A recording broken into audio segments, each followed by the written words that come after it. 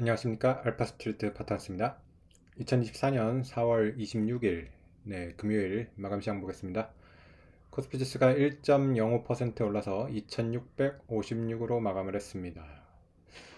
코스피 결국 뭐 돌고 돌아서 올해 제자리로 다시 왔습니다. 올해 시작이 딱 요 정도에서 시작을 했거든요. 2650대. 그래서 결국 플러스 마이너스 제로 수준까지 이렇게 온 코스피 모습입니다. 이제 뭐 4월이 다 갔는데 결국에는 4개월 동안에 뭐 밸류업이고 뭐 여러 가지 막 뉴스가 있었는데 결국에 지수는 제자리네요. 그래서 좀 많이 아쉽긴 합니다. 다른 나라 증시들이 대부분 다 플러스가 난 거를 생각하면 상당히 아쉬운 그런 성적이라고 볼 수 있겠습니다. 어제 미국 증시는 전반적으로 하락했습니다. 다우가 0.98%, 거의 뭐 1% 빠졌고요. 나스닥이 0.6% 이렇게 빠졌는데, 근데 오늘 뭐 우리 증시도 그렇고 니케이도 그렇고 대부분 다 올랐죠. 중국 증시도 이렇게 올랐네요. 일단은 미국 증시 같은 경우는 빠지긴 빠졌는데 메타 영향이 일단은 컸고요. 메타가 뭐 10% 이렇게 빠지니까 빠질 수밖에 없었고요. 반면에 또 괜찮은 종목들은 또 괜찮았습니다. 일단은 반도체 쪽은 좀 괜찮았어요. 엔비디아가 3.7% 올랐고요. 브로드컴이 3% 올랐습니다. 그리고 테슬라가 요새 좀 그래도 반등을 하고 있습니다. 어제 5% 오르면서 170달러 이렇게 마무리를 했습니다. 그리고 장이 끝나고 알파벳이랑 MS가 실적 발표를 했는데 특히 알파벳 같은 경우 상당히 실적이 또 좋게 나왔습니다. 거의 주가가 사실 사상 최고가 근처에 있는 알파벳인데 어, 장 후에 보면 거의 지금 10%, 12% 가까이 이렇게 오르고 있거든요. 그래서 알파벳이 뭐 사상 최고가 경신한 거는 물론이고 시가총액도 다시 엔비디아를 제쳐가지고 3위로 이렇게 올라서는 그런 모습입니다. 그래서 상당히 알파벳이 좋았고요. MS도 뭐 나쁘지 않았습니다. MS도 장후에 거의 한 4% 가까이 이렇게 오르면서 어, 그 실적 발표가 그렇게 끝났습니다. 그래서 뭐 우리 증시도 좀 오르긴 했는데 근데 우리 증시는 뭐 반도체가 그렇게 뭐 많이 올라서 오른 거라기보다 금융주 이런 쪽이 더 많이 올랐어요. 뭐 반도체도 안 오른 건 아닌데 뭐 삼성전자 같은 경우는 좀 많이 약했습니다. 0.5%밖에 오르지 못했고요. 하이닉스가 그나마 뭐 4% 정도 이렇게 올랐습니다. 그리고 상승 폭이 컸던 거는 뭐 금융주인데 일단 KB금융 같은 경우는 거의 뭐 10% 가까이 이렇게 올랐습니다.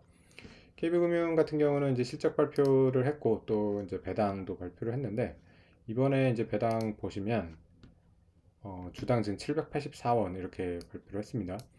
그래서 분기 배당을 하고 있는데 조금 특이한 게 우리나라 이제 주식들이 분기 배당을 해도 이렇게 1분기, 2분기, 3분기 배당은 작고 4분기 배당이 좀 많은 그런 경우가 많았는데 KB금융 같은 경우는 이제 균등으로 이렇게 배당을 하겠다고 합니다. 그래서 지금 보면 784원 정도면 지금 한 1% 정도 되죠. 이렇게 분기에 1% 정도씩 배당을 해서 연간으로는 한 4% 정도가 되겠죠.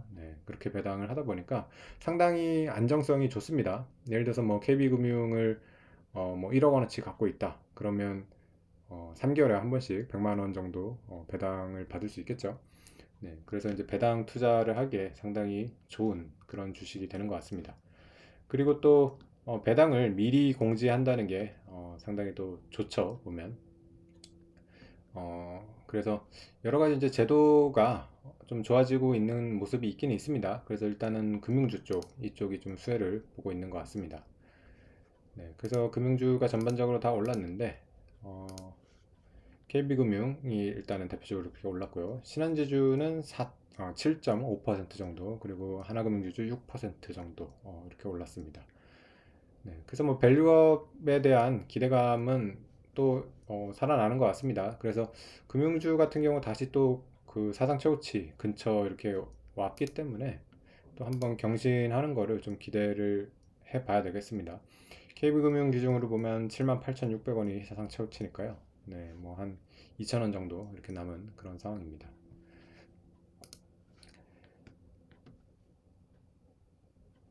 네, 그래서 우리 증시는 1% 정도로 마무리를 했고요. 다른 지표들 좀 보시면 원달러 환율 크게 변화 없습니다. 1370원대 수준이고요. 엔화 약세가 좀 심하긴 해요. 엔화 약세가 계속해서 진행이 되고 있는데 지금 달러엔 환율이 156엔을 훌쩍 넘어가지고 글쎄요, 이거 어디까지 가려고 하나요? 지금 달러엔 이런 기세라면 진짜 200엔을 갈 기세로 계속해서 엔화가 떨어지고 있는데 이게 지금 우리나라에 조금 안 좋습니다. 이렇게 엔화가 약하면 아무래도 일본이랑은 좀 경쟁 관계에 있는 기업들도 많이 있고요. 특히 뭐 현대차 같은 경우는 그렇죠. 지금 N1 환율을 보면 870원대예요. 네, 그래서 뭐 한국 사람이 뭐 일본 여행 가기는 상당히 좋은 건데 일본이랑 수출 경합을 하는 그런 업종에 있어서는 굉장히 안 좋을 것 같고요.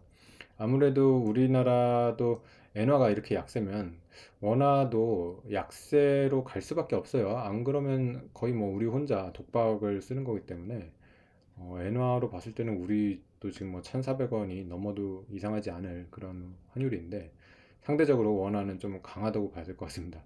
1370원대 환율인데 원화가 강하다고 이렇게 얘기하는 것도 참 우스운 얘기 같은데 뭐 워낙 엔화가 지금 약하다 보니까 좀 그렇습니다.